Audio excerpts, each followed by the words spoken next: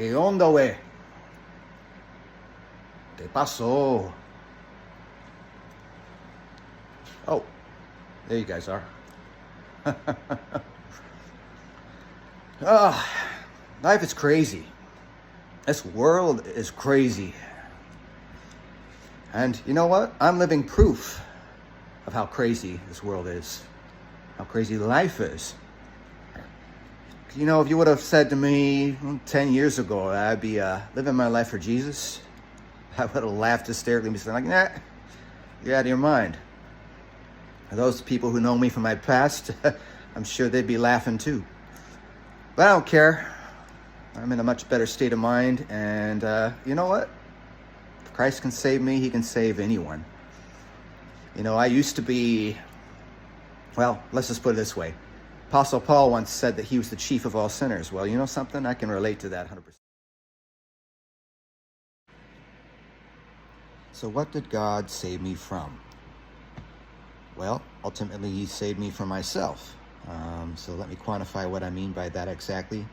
Well, I used to be an addict in a wide variety of ways, and I used to be a hustler.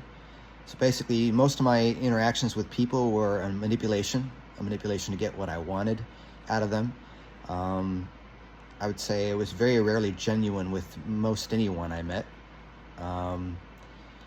except for the few that, you know, I truly valued time-wise and friendship-wise and all that, but there weren't very many people that fell under that banner. So chances are, if I knew you in my past, I was using you.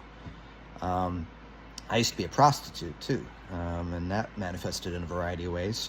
I used to work as a stripper in a nightclub, in the nightclub scene. Of course now, if I tried doing that kind of work now, they'd be paying me to put my clothes back on. And yeah, it wouldn't be pretty.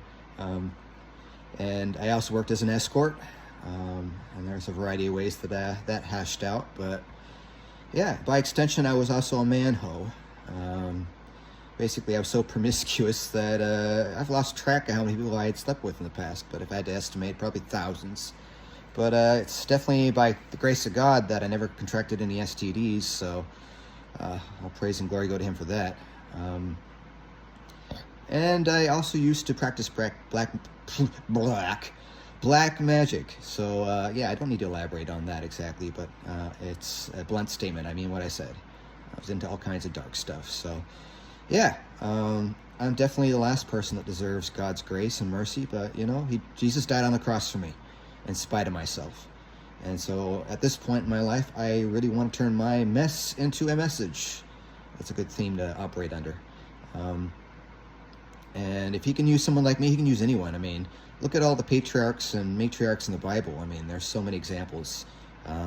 People outside of the Christian realm will often judge Christians as thinking they're holier than thou and putting themselves up on a pedestal, when in reality, you look at these old characters and heroes of the biblical times, and I mean, King David was a murderer and an adulterer, to name a few.